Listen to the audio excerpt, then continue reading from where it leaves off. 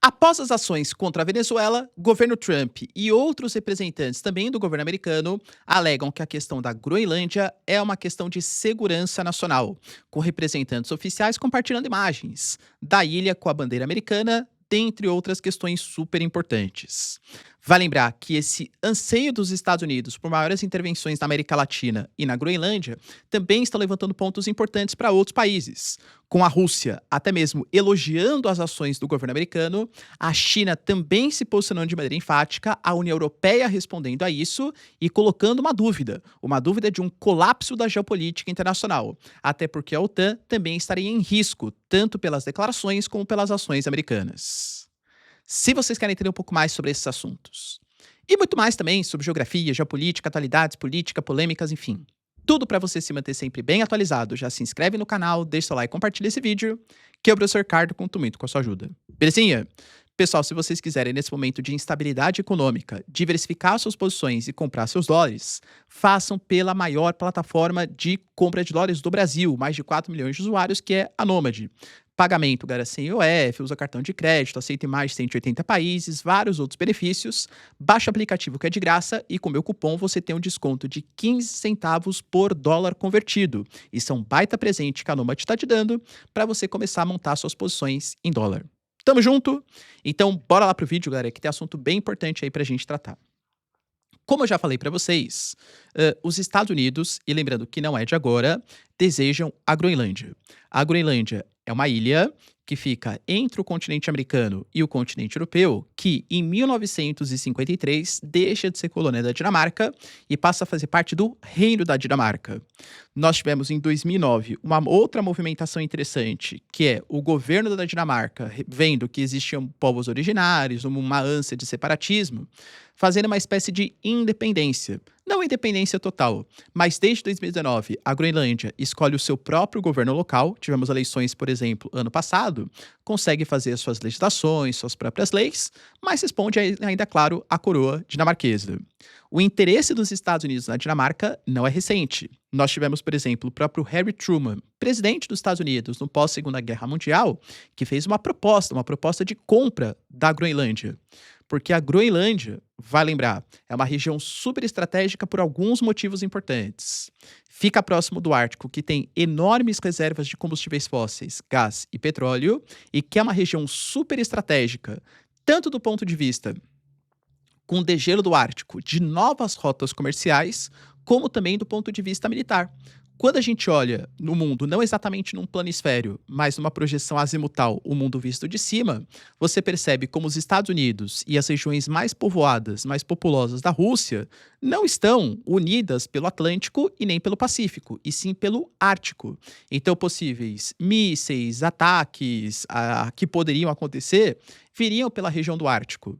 Além do que a Groenlândia conta com muitos minerais críticos, sensíveis à reindustrialização, do ponto de vista tecnológico, do ponto de vista militar, ou seja, é super estratégico para os interesses americanos.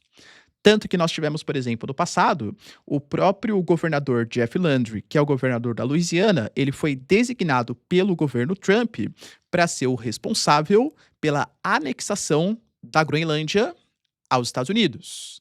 E ele também falou, é uma honra servir nessa missão voluntária para fazer da Groenlândia parte dos Estados Unidos.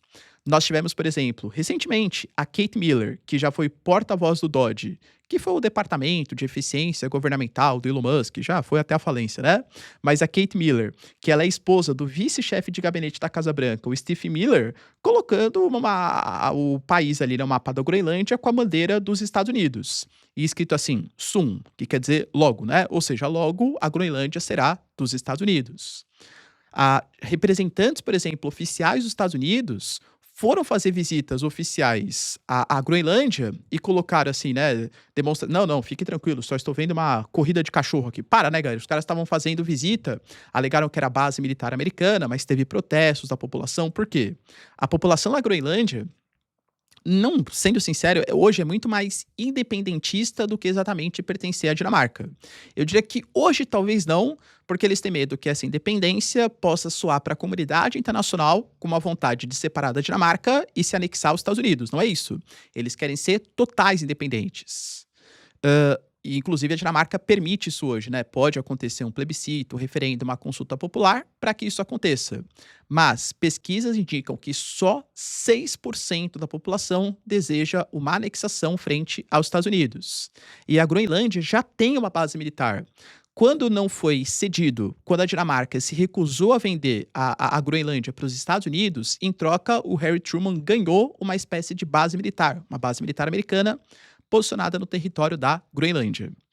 Por conta dessas declarações, o primeiro-ministro da Groenlândia falou que essa imagem que foi compartilhada é completamente desrespeitosa e que a relação entre os países e os povos se baseia no respeito e no direito internacional, e não em símbolos que ignoram o nosso status e o nosso direito. Não estamos à venda e o nosso futuro não será decidido nas redes sociais. O embaixador da Dinamarca dos Estados Unidos também se pronunciou, alegando que somos aliados próximos e devemos seguir, sim, Estados Unidos e Dinamarca trabalhando junto. E sim, esperamos respeito total à integridade territorial do Reino da Dinamarca. E não é isso o que está acontecendo nesse momento. O Trump, quando foi perguntado isso nesse final de semana, falou que precisa da Groenlândia, que é uma questão de segurança nacional dos Estados Unidos. E que por isso, se você olhar, há vários navios russos e chineses por toda a volta, numa região que é super estratégica e precisa ser tomada pelos americanos. É, a pessoa concorda, não é verdade, né? Pô, se tem tantos navios chineses e russos numa região que é tão importante como você falou, é importante que os americanos tenham acesso àquele território. É, né? Para a China também é super estratégico. É uma questão de segurança nacional, por exemplo, que você não tenha treinamentos militares Freedom Shield realizado entre Coreia do Sul e Estados Unidos. Então a China pode fazer uma ofensiva na Coreia do Sul? É estratégico para a China, por exemplo, a reunificação territorial. Então pode ali a China retomar Taiwan? É estratégico, por exemplo, para os russos que não tenham tropas da OTAN próximo das suas fronteiras, na Ucrânia, na Geórgia, na Moldávia, ou até em países que já fazem parte da OTAN, na Finlândia, nos países bálticos, na Polônia. Então é legítimo para a segurança nacional dos russos fazer essas ofensivas militares? Entende o que eu quero dizer? Você precisa, nem que seja o básico, seguir, legitimar princípios do direito internacional. E isso está causando um colapso no mundo.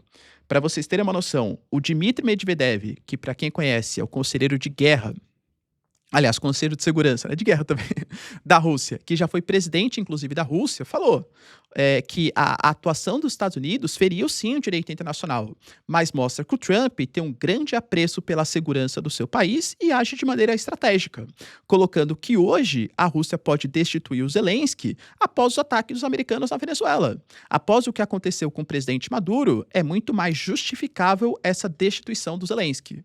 Nem acho que vai acontecer. Mas percebe como o discurso fica legítimo? Para a China, o Lai Ching-te hoje, que é o representante de Taiwan, pô, o cara, para a China, para a República Popular da China, é líder de um movimento separatista. Não é legítimo, pelos interesses chineses, fazer uma operação em Taiwan?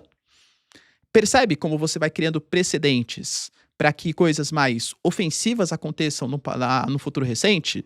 A China, por exemplo, ela se pronunciou de maneira enfática, colocando que não pode aceitar que nenhum país do mundo continue atuando como juiz do mundo.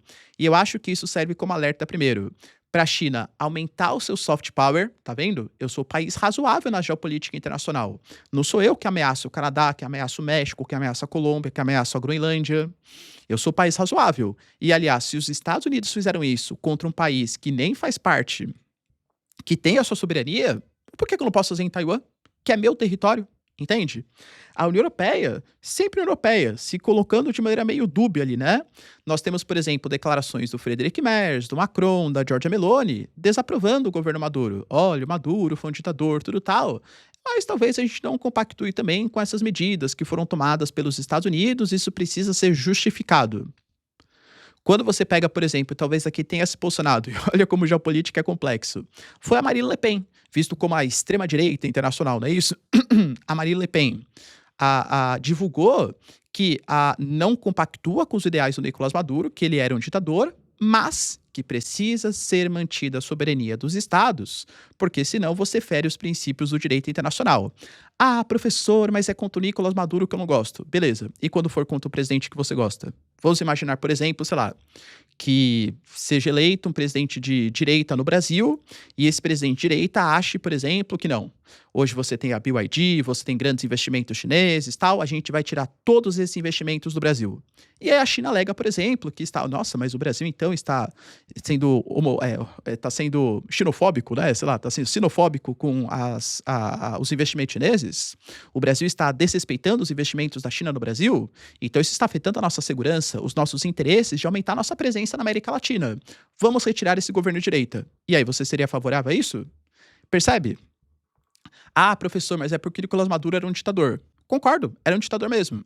Olha o mapinha que eu tô compartilhando com vocês. Olha quantos ditadores nós temos no mundo. Praticamente metade do mundo vive sob o que a gente considera como uma ditadura. E claro, pela visão ocidental. Porque pela visão oriental, talvez os princípios de ditadura sejam diferentes.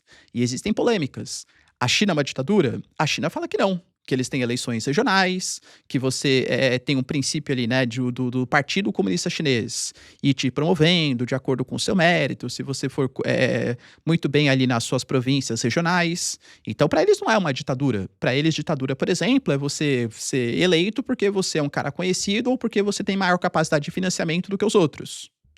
Entende que cada país tem a sua própria visão do que é exatamente uma ditadura?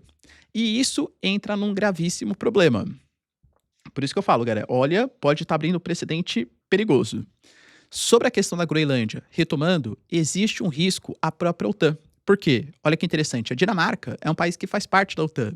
OTAN, organização que foi criada pelos Estados Unidos em 1949, justamente com a prerrogativa de combater a influência do socialismo soviético durante a Guerra Fria.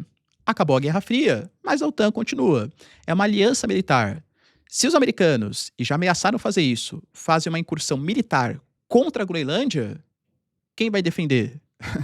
A OTAN? Eles vão chamar o exército americano para se defender do exército americano?